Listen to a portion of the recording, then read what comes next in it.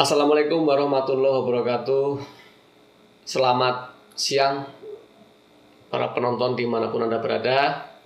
Pada kesempatan siang ini saya akan membawakan materi penulisan dengan judul Menulis dalam Kepala.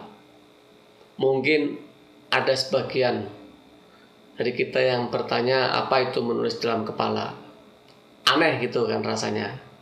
Apa kepala kita ditulisin begitu? Tentu tidak. Akan saya jelaskan ya. Sebelum melangkah ke pembahasan, kita belajar tahap demi tahap dulu. Yang pertama, manfaat menulis. Ada beberapa manfaat dalam menulis. Yang pertama yaitu membuat lebih kreatif. Jelas, orang yang menulis itu pasti orang-orang yang kreatif, karena menulis itu adalah keterampilan otak. Dia harus kaya akan pengetahuan, imajinasi, dan lain-lain, sehingga banyak membaca, banyak referensi. Yang kedua, kaya pengetahuan.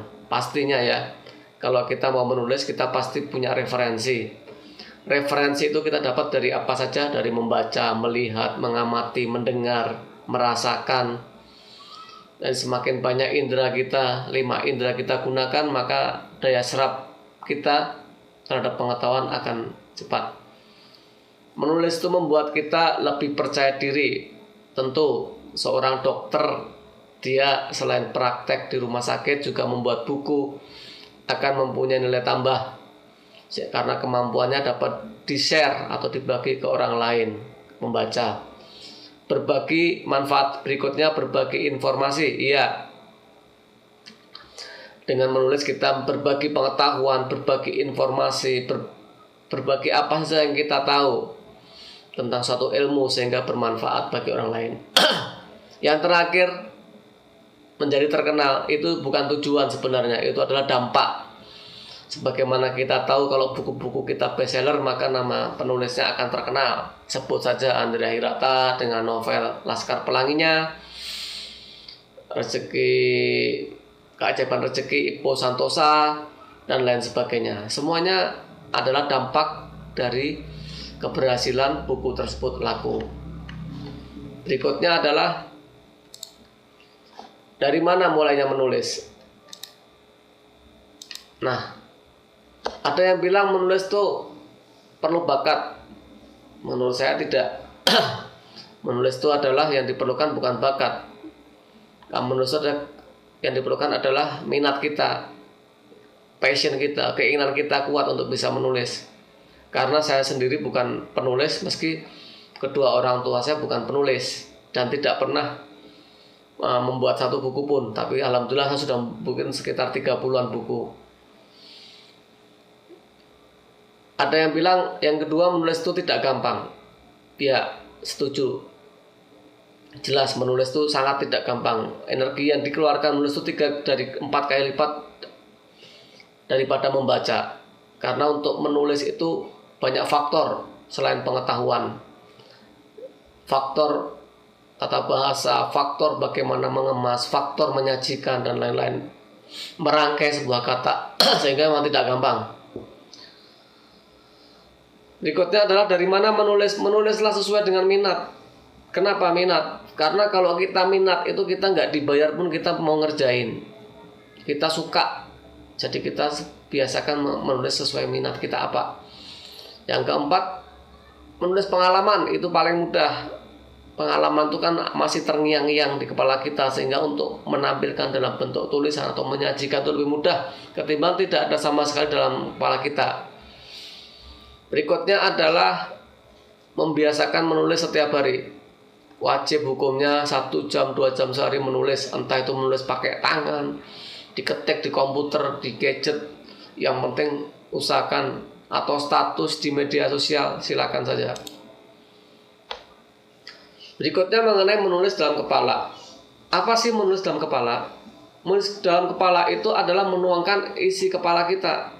Bukan berarti kepala kita dipecah lalu diambil otaknya, darahnya, enggak seperti itu. Maksudnya adalah apa yang ada di pikiran kita itu kita tuangkan. Karena apa yang ada dalam pikiran itu paling mudah untuk dituangkan. Bagaimana cara menulisnya? Dengan teknik menulis bebas. teknik menulis bebas itu bukan berarti menulis suka-suka, enggak. Menulis aja yang menulis. Tidak usah terlalu peduli dengan gaya bahasa, cara menyajikan, grammar, EYD. Karena ini masih draft semua, konsep semua. Yang penting dalam kepala kita sudah kita tuangkan dalam tulisan. Tujuannya itu dulu. Baru setelah itu akan ada tahap editing namanya. Setelah selesai semua kita edit, kita sempurnakan tulisan itu menjadi yang lebih bagus dan menarik atau populer.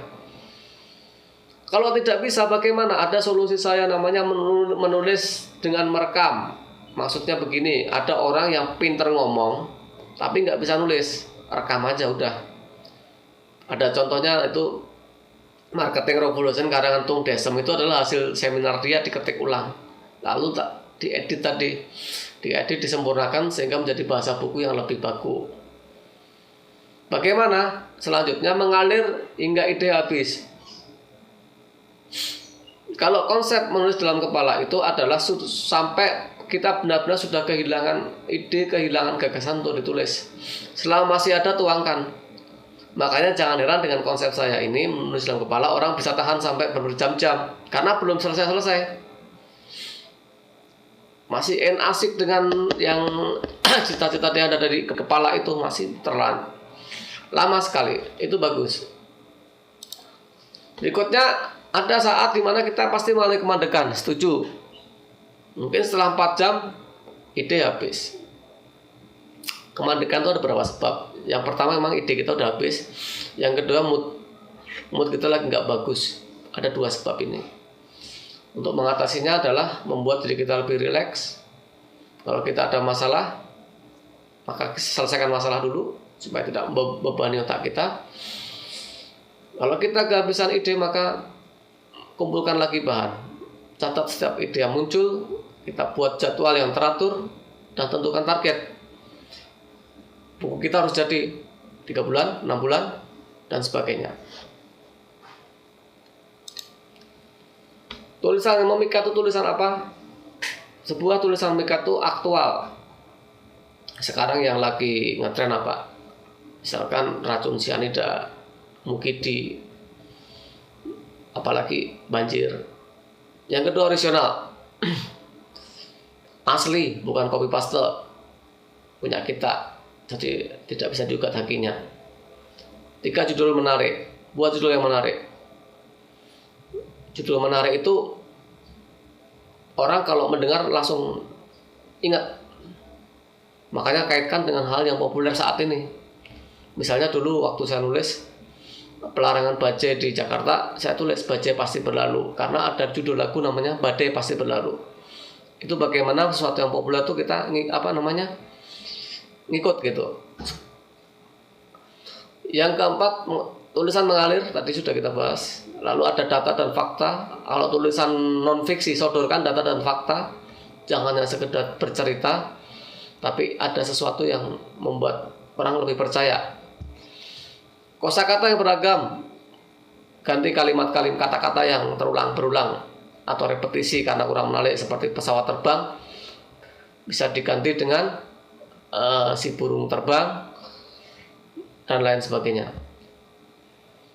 Seni memainkan kata ini juga perlu. Bagaimana kita tidak